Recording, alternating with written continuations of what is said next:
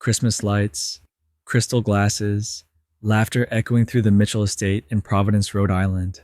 Rachel Mitchell.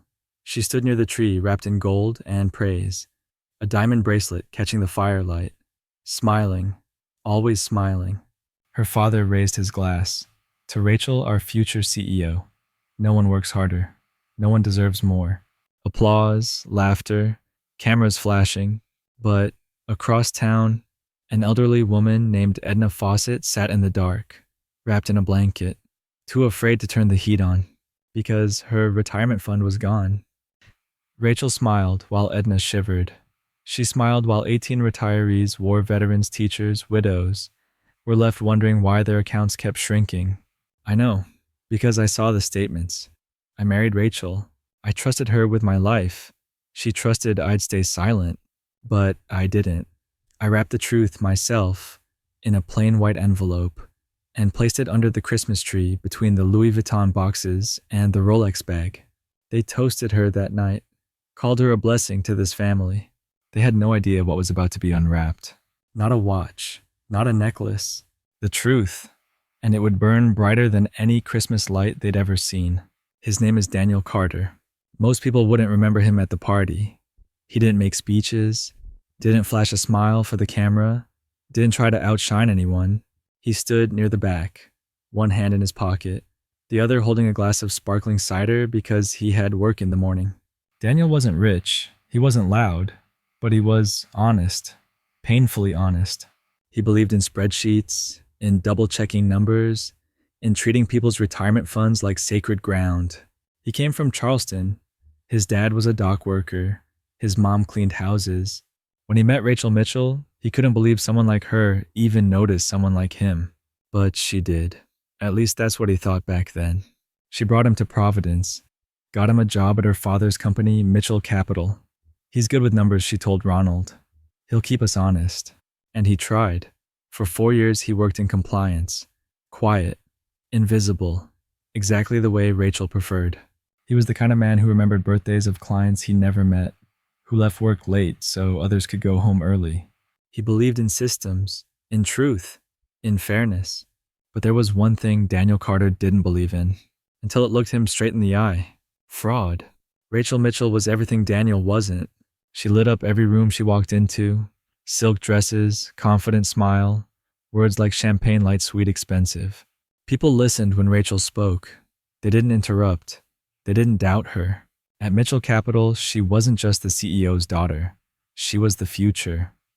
She's got the touch clients would say, born for this business, Ronald Mitchell would beam. Rachel knew the language of money. She could make 12% returns sound like a bedtime story. Safe, certain, warm. But it wasn't just her numbers that people trusted. It was her presence, her posture, her perfect hair, the way she remembered a client's anniversary, the way she hugged widows like they were her own family. Daniel watched it all with admiration and a quiet ache. She made him feel lucky. Lucky to be her husband.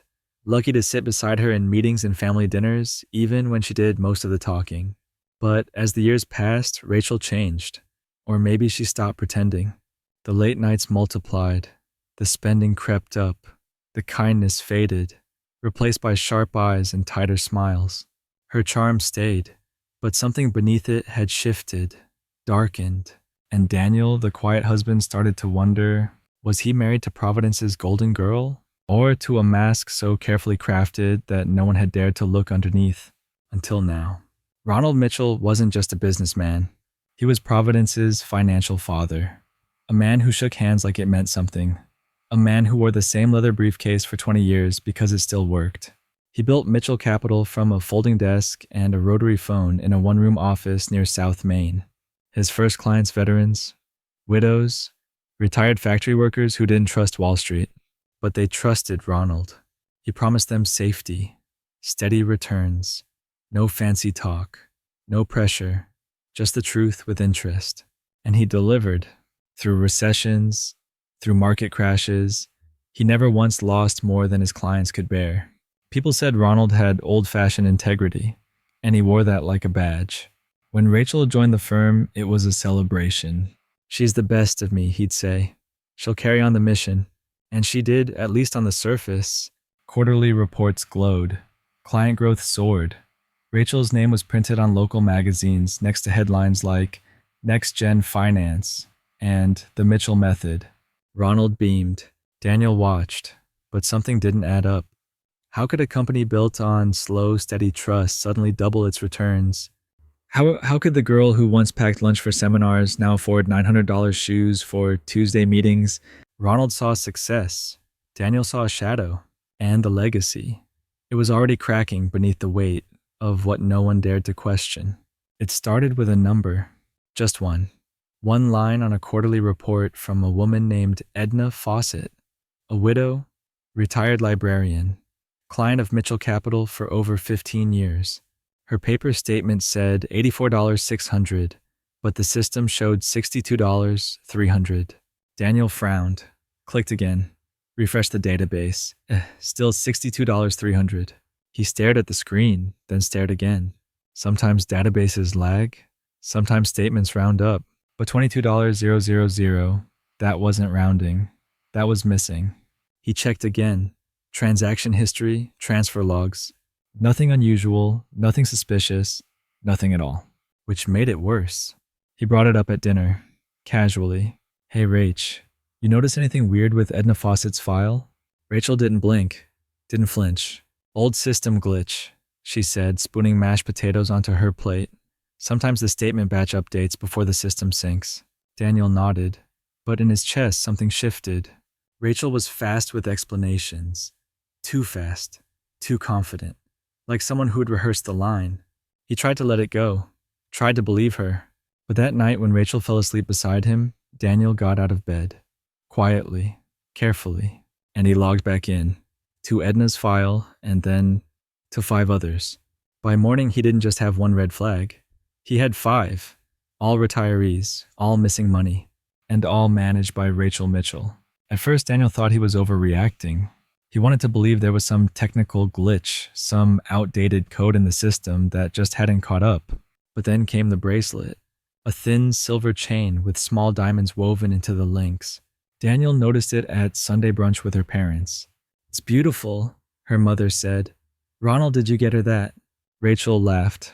Nope. Performance bonus, she winked. Top-tier accounts, top-tier gifts. Ronald beamed. Daniel smiled too, but inside something tugged. That bracelet, he'd seen it online. Retail $2,400. Too much. Far too much for any performance bonus he'd ever seen at Mitchell Capital. Then came the shoes.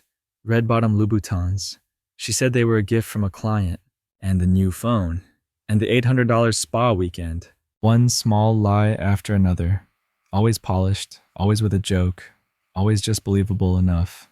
But Daniel had worked in compliance long enough to know this feeling. Something was off.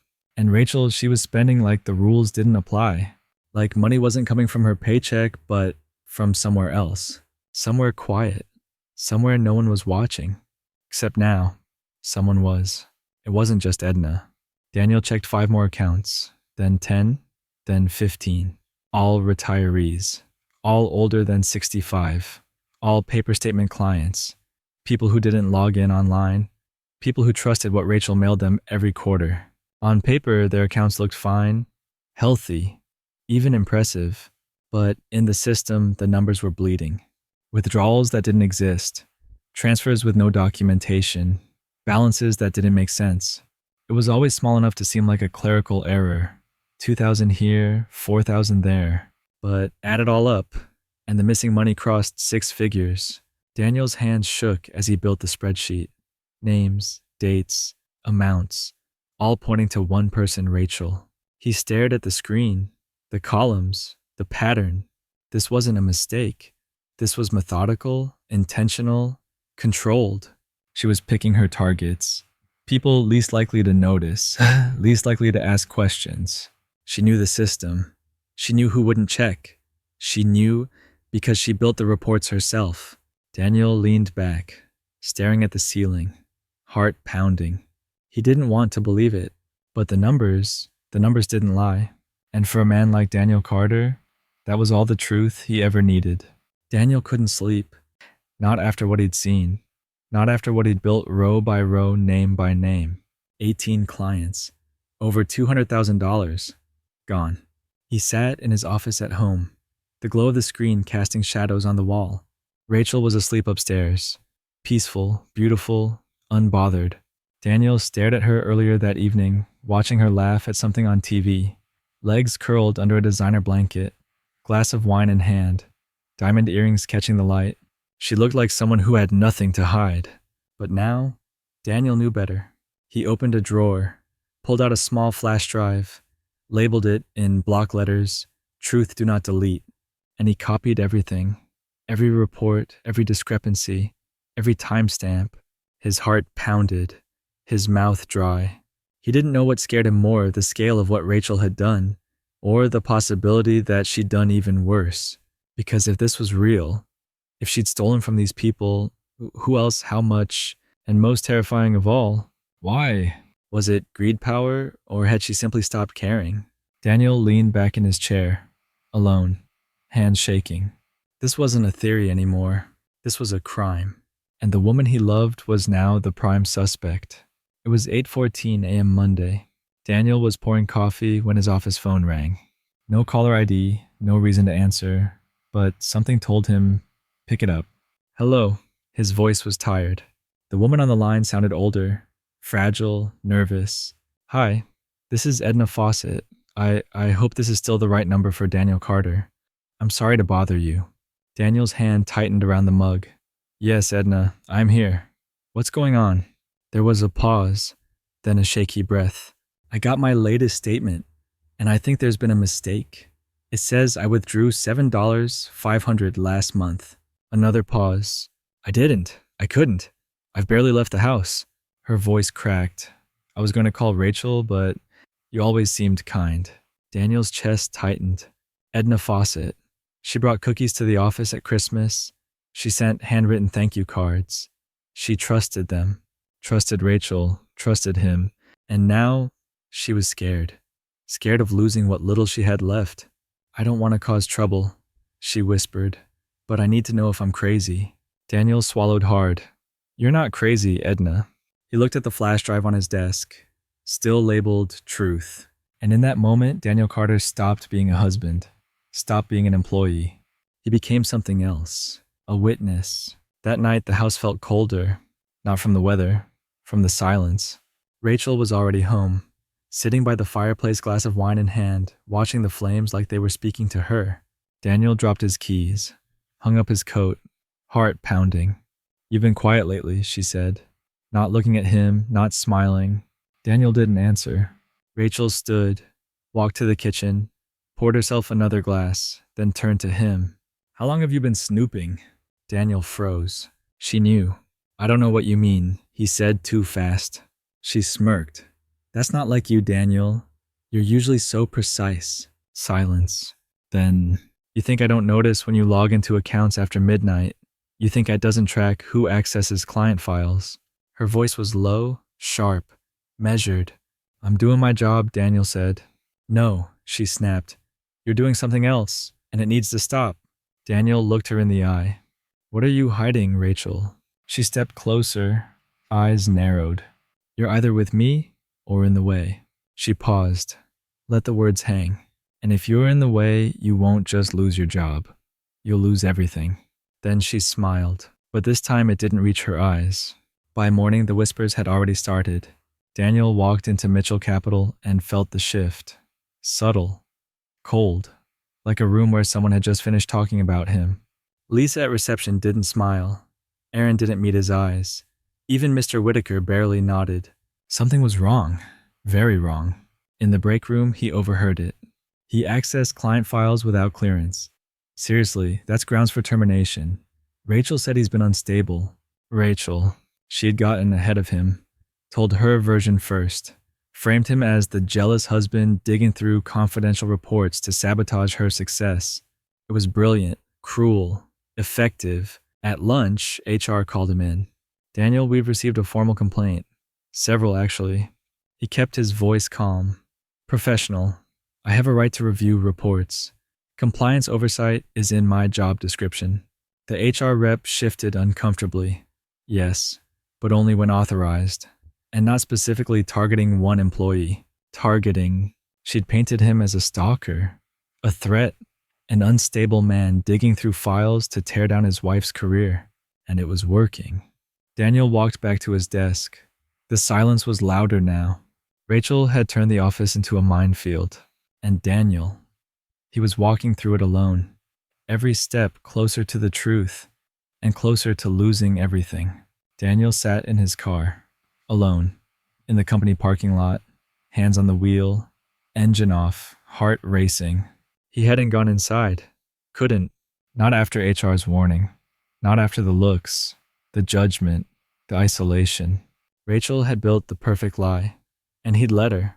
He thought he could protect the firm, protect her father, protect their name. But the truth, he'd protected her. Too long, too quietly. And now she was winning. His reputation gone. His job hanging by a thread. The client still in the dark. He looked at the flash drive in his hand, still labeled truth. Everything was on it. Dates, transfers, forged statements. He'd shown no one. Why? Because deep down, a part of him had hoped maybe it was fixable. Maybe she'd confess. Maybe love would matter. But Edna's voice haunted him. I need to know if I'm crazy. No, she wasn't. And neither was he. He started the car, pulled out of the lot, and drove. Not home, not to HR. To Harold. Rachel's father, the founder, the man who trusted her most. If anyone needed to see the truth, it was him. And Daniel was done waiting. Harold answered the door in a flannel shirt and slippers. Danielle. He looked surprised, worried. It's early. He glanced at his watch. Everything okay? Daniel nodded, then shook his head. Can we talk?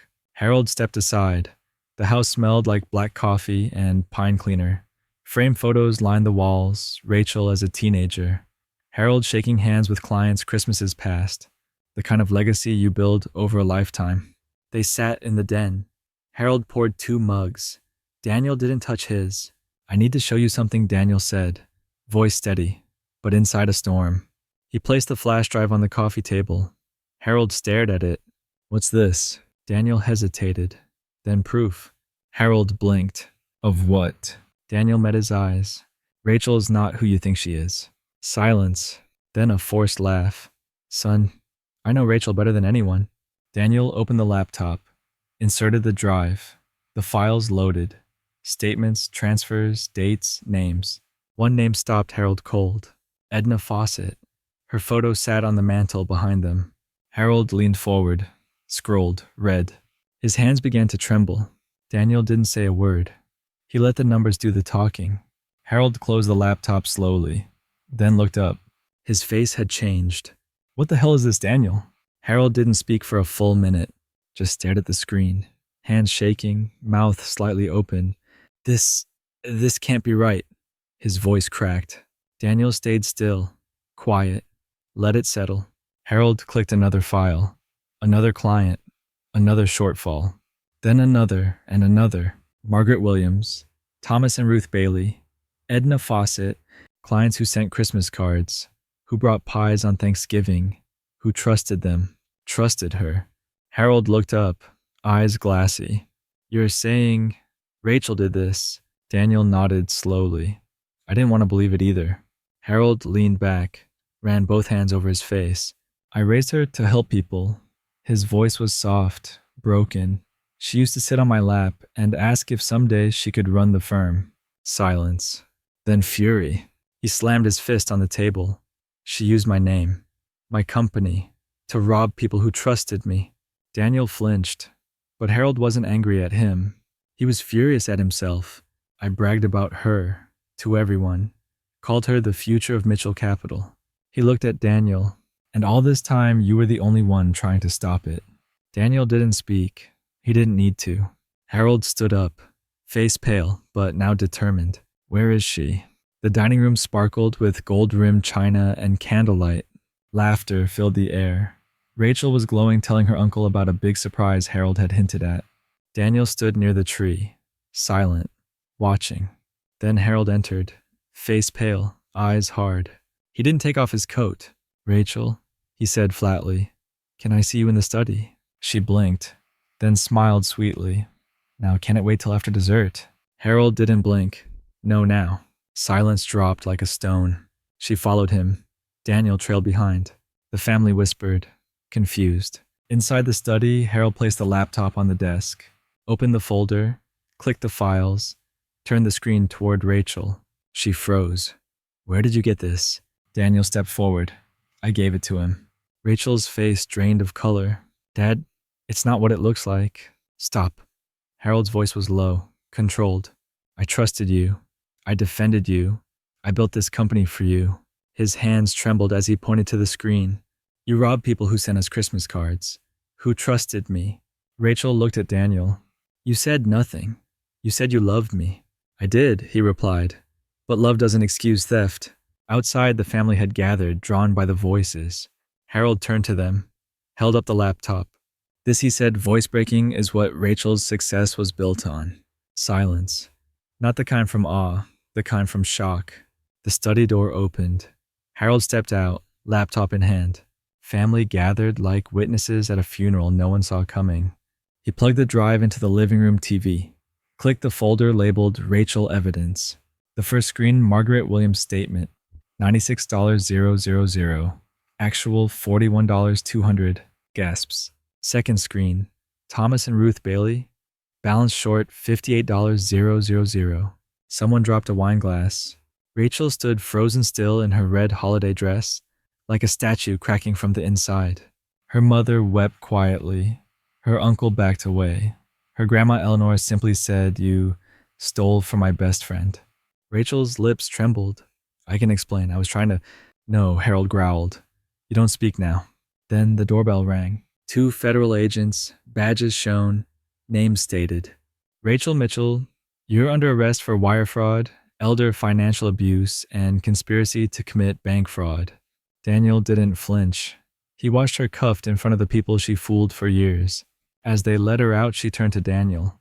Tears now. Please, I didn't mean for it to go this far. Daniel's voice was calm. I warned you, Rachel. Justice doesn't wear a bow. It comes when no one's singing carols anymore. She was gone, and Christmas was finally quiet. 6 months later, Daniel lived in Savannah, Georgia. Different skies, quieter nights. No boardrooms, no balance sheets. Now he worked with a nonprofit protecting seniors from financial scams. It didn't pay much, but it paid in something better. Peace. Each morning he walked to work past the harbor. Salt air, rustling oaks. He kept one letter in his desk, handwritten from Margaret Williams. Thank you. I still have my home, because of you. He read it on the hard days, the days when guilt tried to return, because part of him still wondered, what if he'd spoken up sooner? What if he'd looked deeper before Rachel smiled and said she loved him? But regrets are chains, and Daniel had chosen freedom. What mattered now was that 11 families got back some of what they lost. That Harold with trembling hands and a shattered heart had tried to make things right, and that somewhere behind cold prison walls, Rachel had to sit with the truth of what she'd done. Daniel learned that love doesn't mean blindness, that trust must be earned and defended, and that justice, real justice, might arrive late, but when it does, it speaks louder than any lie. And it echoes, long after the betrayal, long after the tears, it echoes still.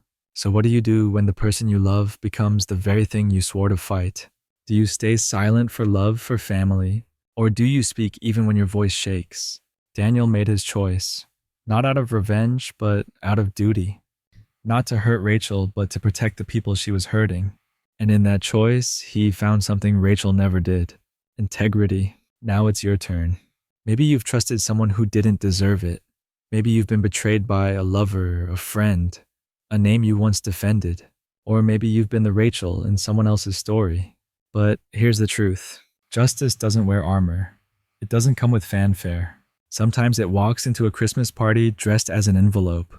Sometimes it speaks through flash drives, through trembling hands, through silent rooms filled with disbelief. And sometimes justice needs someone just brave enough to say, this isn't right, and I won't stay silent. This was one of many true revenge stories. If you've lived one, if you've witnessed one, tell it. Because somewhere out there, someone needs to hear that silence is not safety, and truth is never the villain. Only those who fear it are.